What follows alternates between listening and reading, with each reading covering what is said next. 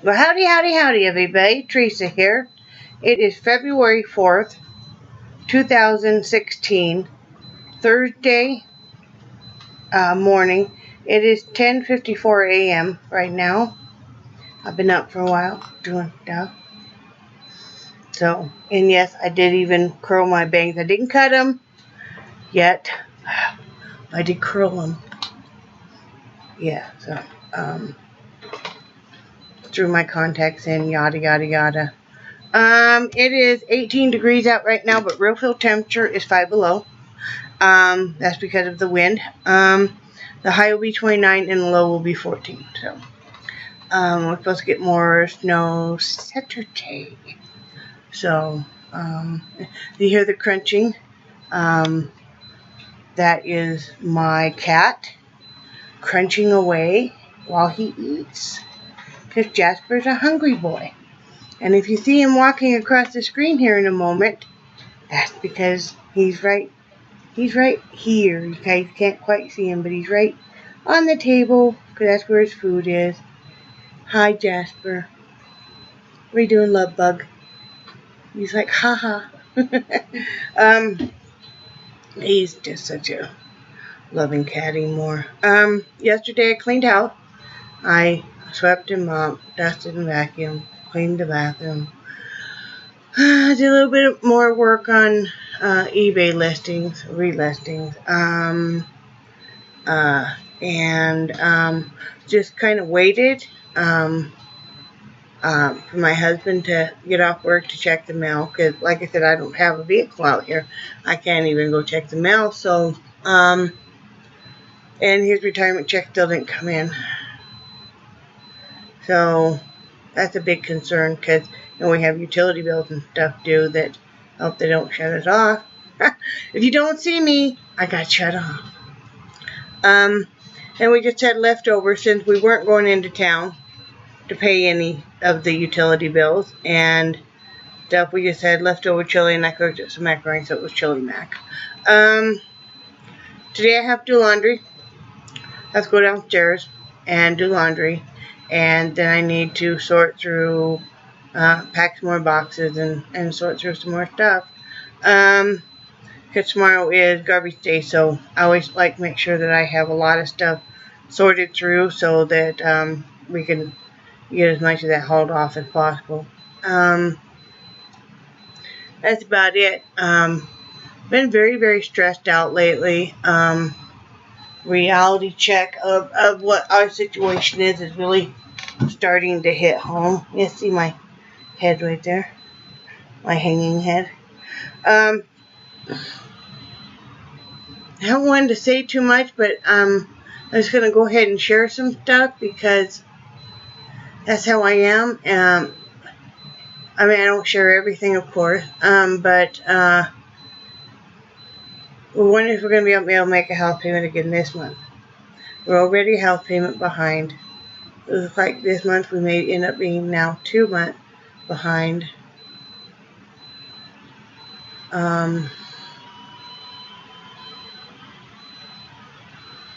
We don't want to lose the house, because selling the house was going to be, we had enough equity in the house because we've been in this house for 17 years that would be enough to buy a inexpensive home in Florida. We lose the house, or if we have to short sell it, we won't get anything out of it probably. If we do, it'll just be such a small amount. But so that's a worry, and that makes you feel really crappy because we've worked so hard to save this house and to stay in this house, and we had such great payment history and stuff, and then with the oil going kaput, and then with the garnishments because of the medical bills, because they just won't work with you here. And yeah, we should have taken out bankruptcy long ago when you could claim your medical bills, but we didn't, because we've always paid all our bills, and we were, it used to be long ago that they would accept small payments and you would eventually get it paid. Now they've changed their policy. So we've been garnished for well over 2 years now, 2.5 years. Every paycheck. And that, yes, we had medical insurance. Not good at the time, but we did, and we do still. With that, and with oil boom, and then getting 0 paychecks, it's really taken a toll on this. I mean, you know, or when you do get paychecks, it's like $100. I don't know where we would be if my husband didn't have his retirement coming in. But if the retirement was enough to live off of here, he wouldn't be working in the first place. But so very, very worried, very worried. You know, we have to move. Well, we want, first it was a want, and now it's a need because of the health reasons, because of my husband and myself. I'm having more and more breathing problems this winter because of the extreme cold, and the arthritis has been pretty bad lately, and my husband with the back and not being able, and the diabetes, not being able to tolerate the cold. So trying to come up with money to move, and then you know, we figure we got to scrape together at least $3,000 to move. It's going to cost us $2,000 just to get a U-Haul and drive it down there and tow the Jeep. And the reason we're towing the Jeep is it would be cheaper, but I may end up having to drive the Jeep because of the animals. We'll try and come up with the money for that. And then, you know, we figure we need at least, it's a freckle, guys. You guys are wondering, it's like a freckle right there. It's not a black mark. Coming up with the, you know, we figure we need at least $1,500 to $2,000 when we get down there, because we'll be getting down there with no place to live. So if anybody knows of any inexpensive, we're talking $500 or less a month, that will accept dogs and cats, you know, that we could rent, let us know. Or what we really wanted was, we wanted to be able to get an inexpensive RV or travel trailer that we could live in while we looked for a place to buy. You know, probably contract for deed, owner financing. So let us know, even if it's in a neighboring state. We, you know, any suggestions on how we can get down there as cheaply as possible with our stuff. And we're taking our animals. We have 2 large dogs, 2 small dogs, 2 cats, and they're all coming with us. And 2 small dogs wear diapers, so you don't have to, anybody renting to us does not have to worry about animal messing on any of your stuff. My cats are completely litter box trained. My small dogs, they do wear diapers when they're inside because sometimes they've had issues, and I hate the smell and stuff of that. It's not good for your breathing. So, and the large dogs don't ever, you know. If they're large breed dogs, I have an Italian Mastiff, but he is the best behaved and most loving out of all of our dogs. You know, and he is also in training to be a therapy dog. So, you know, he's my therapy dog. So, you know, that should not be an issue. Or if anybody has a trailer in a nearby state that we could even borrow for a little bit, or even rent from you extremely cheaply, you know, even if we could do some boondocking or something like that, you know, or, you know, if we could even work off the stuff. In the past, I have been a cleaner. I used to clean apartments and paint them, and I used to even rent them out to my landlord. My husband used to help me. So we're very, very good at that. We're good at ripping out carpet. We don't install carpet, of course, but ripping out stuff, repainting. I'm good at caulking. I'm good at patching holes in walls. You know, and we're very proficient. You know, we could work off. If somebody had a place, we could even work it off for a couple months while we redid their house or something. Any suggestions would be great, because I'm afraid we're going to end up just homeless. And we do have Brad's retirement money coming in every month, but it's not that much, but it's enough that if we're very frugal, and if we had a very, very cheap housing, we could make it, $500 or less a month, because we know we'd have utility bills on top of that. We could make it though. So any suggestions, let me know. And no, we won't consider even getting rid of our dog. If we had to, we would leave most of our stuff here and come back at a later time to get it, but we're hoping that we could just take it. So if we had to, we could go in the Jeep, and we could just rent a very small U-Haul trailer and bring what we absolutely needed. So and we even thought about just camping out for a couple weeks when we get there in Florida, because there's some free campground. And we may have to do that, but we'd have to buy a bigger tent. Because there's no way we could do that, with the little tent we have. And then I'd have to bring at least one, mattress up. My husband can't just sleep on the ground with his back. So I'm stressed, guys. We have to have this happen. We can't afford to stay here any longer. My husband cannot keep working like he is right now. We're hoping that he can, either the back will get better, and because he would like to still work when he gets there, but maybe part-time. I could work if I can find a job. I can do secretarial work. I can be a receptionist. I can like I said, clean and that kind of stuff. Basically, if I could find something I could do from the house, that would be great.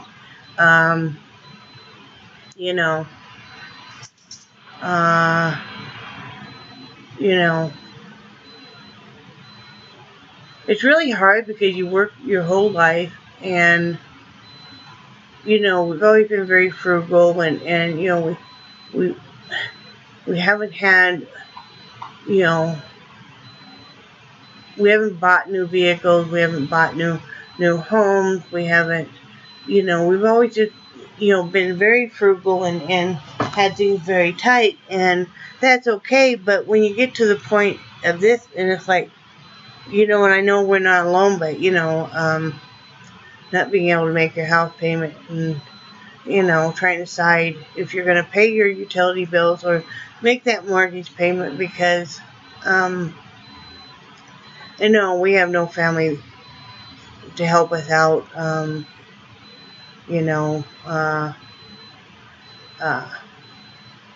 My parents only have ever helped my brother out. Actually lives with him now. For free, of course, but, yeah, that's just, we don't have family that helps us out, or, anything like that. In fact, our family doesn't even know that we're, 2 months behind right now on mortgage payment. We just don't want the house to be foreclosed on and us have to get out sooner than we're ready, and we're not going to be ready to leave here until April 15th. So, we're trying to stall if that does happen, so we can get our stuff packed, and we can, either put stuff in storage or get a truck to take stuff down. That's why we're trying to sell the stuff on eBay. So yeah, I've been really stressed, and I think that's why I'm not sleeping at night. Not going to cry because it won't do any good. Really hope his paycheck comes in today because we really, really need to pay some utility. You know, I don't want to be with no internet or no electricity or heat right now because that would not be good. You know.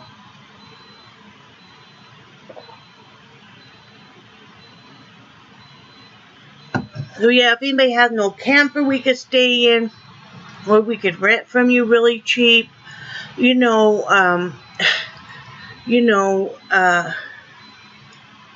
like or an RV or a trailer. I mean, I guarantee you it'll be left in better condition than when you let us use it. That would be ideal because that would give us time to research out the area and the surrounding area, to see where would be the best place for us to live. Because we are even considering other options of other neighboring states if they have better prices on. We'd like to get like 2-3 acres and get like a modular home on it, or even just a single wide, a single or a double wide, and then build from there. But that's what. So let me know, you guys. Maybe you know a neighbor that has an old trailer sitting around that they don't really use and stuff or something. That would be great. We don't need anything fancy. We have a camp stove and stuff. It doesn't even have to. I mean, it doesn't have to be fancy. It doesn't have to have all the working stuff. We'll make do. So I found it better to talk to you guys about stuff and say, hey, throw your ideas at me. And that really got me thinking, because Dee asked, how are you guys going to move all the animals? And it's like, well, I'm going to have to put them all in my Jeep, most likely, because Brad wanted to be able to fit them in the front of the U-Haul with us, because it's the 3 adult passenger. But I don't see how we can fit the 2 big dogs, 2 small dogs, and then the 2 cats in the front with us. So I think I'm going to have to follow behind with the Jeep with the animals, or most of the animals in there. I just don't see any other way. And we've been praying on it. So, if you want to pray for us that everything works out. We had a medical place that overcharged us almost $1,000. And then, get this, they waited. They cut the check last September. Then they waited and didn't mail it until the end of December. We didn't get it until the 1st of January. Well, it had 90 days. Cash it within 90 days or it was invalid. So my husband went to this medical facility and with the check and stuff. Well, then they told him, well, okay, it'll be 2 weeks and we'll cut you another check. Well, 2 weeks went by. Brad goes in there. Oh, now it's the story is it's going to be 4 to 6 weeks. Now, when you owe them money, they're on your patootie hot and heavy. But they don't care. And it's like, we really could use that money right now. That would make a house payment. So, we're working on selling some other stuff. We have some really, really huge mirrors like you see in bars and stuff that are collector. But we don't want to put them on eBay because we don't know how we would ship them. And so Brad's going to work on seeing if we can sell some of those locally. So anyway, put your thinking caps on for us. Other news is that hat that I showed you guys yesterday. I'm sending it to a really wonderful friend of mine who's just always been such a sweetheart and just an endearing friend. So she wanted to pay for it, and I said, absolutely not. So I'm sending her that. Now we go out Monday, and then this group of my friends here in Casper, Wyoming knew of this homeless man, and put together some money to get him a couple of weeks in the hotel, because we've had just a few weeks ago we had another homeless person freeze to death, and that's just so sad. I mean, to have somebody freeze to death. Well, this guy has a dog too, and he always makes sure his dog is taken care of first. So they put together enough, for a couple of weeks in the hotel, and then other people have been buying him, clothes, and finally they had to say, hey guys, be careful, because he has to be able to carry this stuff with him. But bought him some newer clothes, some warmer clothes. The dog was set up with some local pet charities and stuff. I donated a hat. I mean, I would, because I'm like, I can't help with the money, but I'd be happy to donate a hat. So I donated a stocking cap for the gentleman, and super nice guy, and they're helping him get his IDs and stuff, and kind of get set back up on life. So that's awesome, and I was happy to do that. And my friend was gonna stop in Brad's work today and get the she's both of our friends, and get the hat. So that's cool. It made me feel good. So I'm gonna have about 4 packages of stuff going out to assorted friends Monday. And I know I'm talking about how tight money is and how stressed out I is, but that makes me feel better in my heart to be able to still help, because what we're going through isn't anybody else's problem but ours, and you still need to reach out and help, no matter what you're going through, to everybody around you, because everybody's going through their own stuff. Somebody else may not be going through, what we're going through, but they're going through their own stuff. And you may look at it and think it's so much lesser than what you're going through, but they're going through their own stuff. And then there's so many people that would look at our problem and go, I wish I had your problem right now. Because maybe they have terminal cancer. Or maybe they just lost a loved one. So I can't sit and let my problems overwhelm me too much. And just talking to you guys made me feel better about my problem, because I know that, and I'm not real super religious. I have a good, firm understanding of the written word, and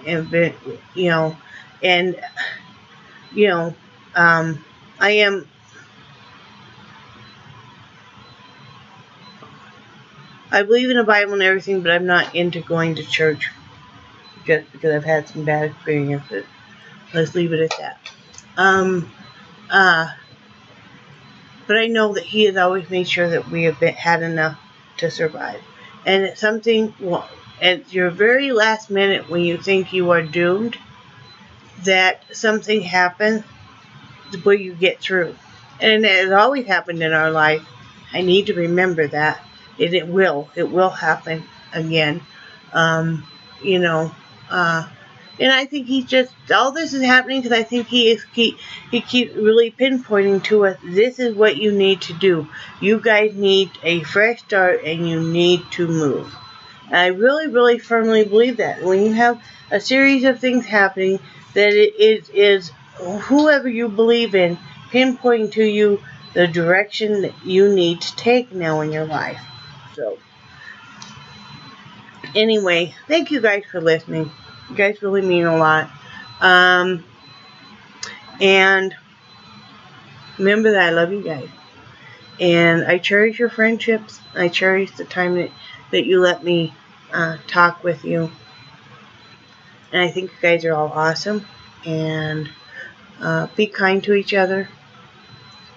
And never give up on life, because life is beautiful and too precious.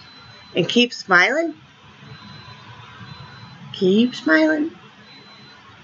And I will talk to you guys tomorrow. Bye.